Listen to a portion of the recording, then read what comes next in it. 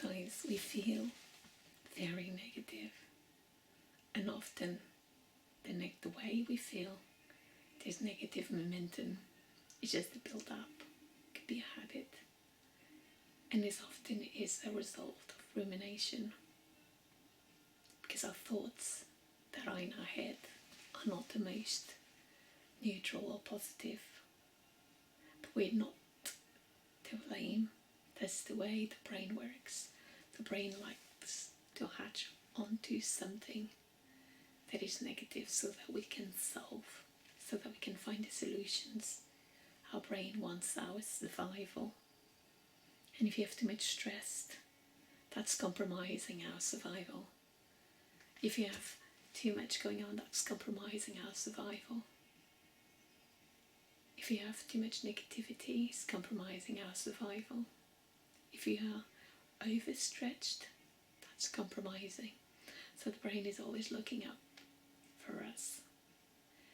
And when we don't feel good, then it sort of says something is not right. So we don't feel good. And often we misinterpret. Instead of taking, I don't feel good, and try to figure out why I don't feel good, and try to come up with solutions to overcome that. Is it because the brain is re-experiencing something that has happened in the past, but now it is safe? If something made you feel unsafe in the past, and now is similar, but the brain thinks, we've been here before, I don't want to go there. So it gives you this automatic alarm bells, and we don't feel good. But then let's question, is this really needed? Is my survival at stake? Or just a false alarm? If someone says something that we feel judged and criticized and belittled and put down, yes, we can address it. But is it because of the circumstances? Or is it because we've got a baggage where we were put down and where we were powerless to do something about it? Or if you got all this negative rumination, can we do something about it? Or just the momentum or the habit? We see something triggers a memory, and a memory triggers another memory. When we feel happy, we can think of a song that is happy. And if you go through our library of songs, we can think of more. But when you are feeling distressed, those don't even come to mind. It's songs of either trying to uplift us or songs that relate to that struggle. So, when we are going through anxious thoughts, worry thoughts, negative thoughts, let's just remember, or even angry thoughts, where we feel that things are against us, and it's us and them. Let's first check, are we safe physically, mentally, emotionally? If you're not physically safe, remove yourself. If you're not emotionally safe, find the steps to find the solutions so that you can feel safe. Ask for help if you need to. And also, during these moments, especially the moments of feeling negative, let's remember ourselves that we are more than just these thoughts. Yes, there is a part of us that is negative and anxious and angry and ruminates when things that makes us worried and angry come, when the stimuli come to surface. But then we forget that is a part of us that is warm and loving. Okay?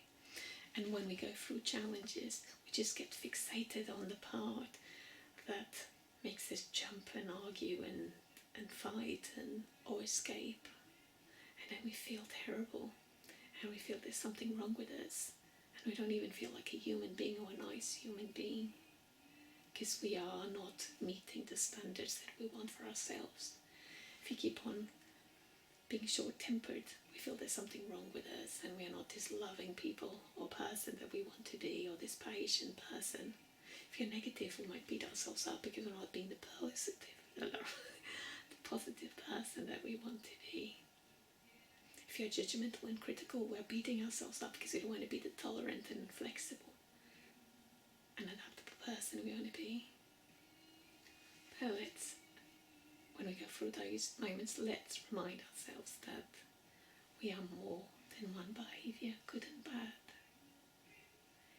Yes, at times we might have behaviors that we're not proud of, that we don't want, and that we want to change, and that we are even working at it. Or behaviors that we want to work at it and we keep on perhaps missing and failing. But we also are and have behaviors that are healthy and productive and good and warm and loving. And let's just remind that we are more than one behavior. Why? Because then we don't feel the pressure to only be a positive behavior, and when that has not happened, feel that we are terrible at. So if you're proud of yourself, if you make yourself feel proud that you are a very patient person at all circumstances, and you think that people love you because you are a patient person, the minute that does not happen, you're going to feel terrible and horrible, and even worried that you're losing that, and you're questioning your lovability if you miss that. Okay? So, let's remember that we are more than one behavior, good or bad. And if you have just negative thoughts, or for a period you might be engaging, it's like dominoes. One thing goes back and affects another, it gets the worst out of us, and others in the circumstance, it gets bad and bad and bad. Sometimes we need a break and sleep, or a few couple of days away from it, from the routines, so they can break the spell. Okay. When that happens and we forget our good parts, our good behaviors, let's remember, this too shall pass.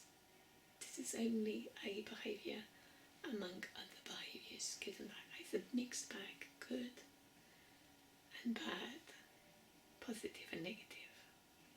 Let's remember, yes, at times I can engage in behaviors that are productive and helpful, and sometimes I admit I engage in behaviors that are unproductive and unhelpful.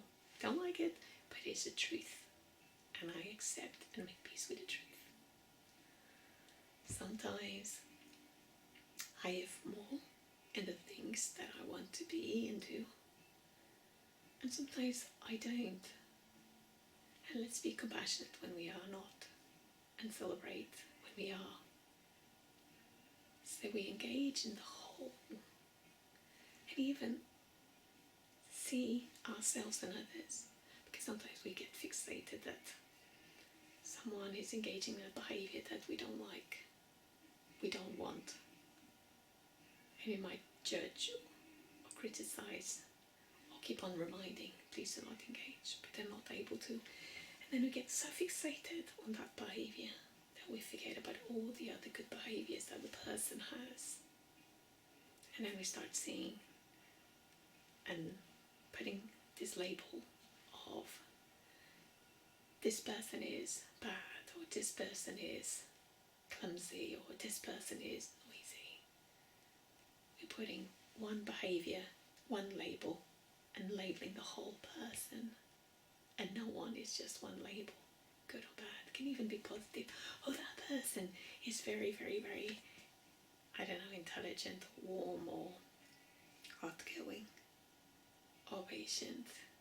Okay, all human beings are a mix of good and bad, and it's all behaviors that at times we find easy to engage, and other times not so much. Okay, and all behaviors have a purpose and a function. You might want a giggly person, okay, or a smiley person, but at a time of challenge, or the time of delivering sad news, perhaps he wouldn't be your preferred behavior. He would be someone that is more down to earth, calmer, that can see and feel perhaps the hurt. And at the times that you do something that you're less proud of, you don't want someone judgmental and critical. You want someone to be compassionate. And at a time when you're losing hope, you want someone to help you motivate. Okay? And if you're engaging in something that is really destructive, you want someone to have the strength to say no and stop you. Okay? And just stay there with you until that storm passes. Okay? And help you. And take you to the places that can help you. So, rather than just a tolerant, yeah, all good. So, all behaviors that have function. Again, sometimes even being angry makes us stand up for our safety and property. But we have to choose when we engage in those behaviors. So, all behaviors, even the negative behaviors, if you're ruminating and seeing the dark side of something, might make you slow down. It does make us think, consider, slow down, evaluate the priorities, look at the pros and the cons, rather, oh yeah, it's all good, all good, all good. And then we are dismissing the bad, because it comes the good and the bad.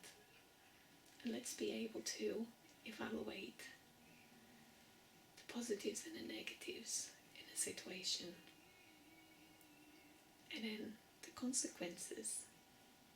And then choose what behaviors and what way we want to engage. So we are engaging mind, heart and gut. Okay, so do not be afraid of any behavior that you might express. You might have a preference, but see its function, its purpose. Okay, and then when you understand the function of the purpose of the behavior and see that it's trying to help you in some way, then see if there's a healthy way that just check, have a double check. Okay, I'm trying to protect myself from rejection or hurt or becoming overwhelmed and stressed. Okay, I'm trying to protect myself in some way, or I'm trying to have more fun so I can feel better. Okay, so that has a perfect purpose, and it's a positive purpose, which is my survival. Okay, so is this the best way? Is this the healthy way? What's the consequences if I engage in this behavior? What's the pros and cons if I engage in the other behavior? And then choose the behavior that is in line. Let's choose our behavior that is in line with our values. And sometimes we have conflicting values, and that is so unrelaxing, but taking a little time to write it down so it gets out of our mind. Look at the pros and cons and then choosing when is the best time. So we can choose. Yes, I can choose when I can use my impatience.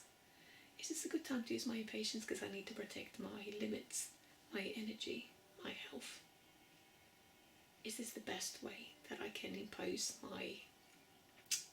that I can say my no and impose my limits and be impatient? Or can I learn a new skill and expand and get out of my comfort zone and use some skills of supporting and coaching? Let's stay calm, let's stay patient. Okay, so every purpose, every behavior has a purpose. Every behavior has a function. Let's allow ourselves to see the purpose and the function in every given moment. Is this a reaction to the past or a reaction to the present? Okay, and then let's choose the one that benefits us, and if you can, benefits us and others, so that we can feel better. And then when we don't know, and at the times when we don't know, let's be compassionate and trust that in time things will fall into place. And with the insight of time and perspective, you really will know. And there's no right or wrong. You try something, you get to experience the consequences of it. That gives you some data, some information, so in the future you can take that information into account when making future decisions. So it doesn't go to loss. So let's see ourselves as more than one behavior, positive and negative. Let's remember that we are responsible for our reactions. We might not like it, it might not be right, it might not be fair, but we are responsible for our reaction. And then we can choose what reactions. And let's not beat ourselves up. If we engage in a certain behavior, we're going to learn from it. Then we learn and move on. We make amendments if needed. Okay, we own our reactions. I hope you find this helpful. See yourself as more than one behavior, good and bad. And also with the ability to adapt and change. And the ability to choose if you wish to engage in that behavior or not. And if it's the time to engage in that behavior or not. You have a choice, I have a choice, we have a choice. And when we don't, because it happens automatically, let's be compassionate and learn what are our vulnerabilities. And we all have different vulnerabilities, so that we get to learn and have steps in place to reduce the vulnerabilities. Don't have chocolate around if you're struggling. Just stop at one. Big hug. Bye for now. Take it easy. Things will get better. Time. This too shall pass. Time. And hope. And hope comes with relief. Breathe in. And breathe out. Bye for now.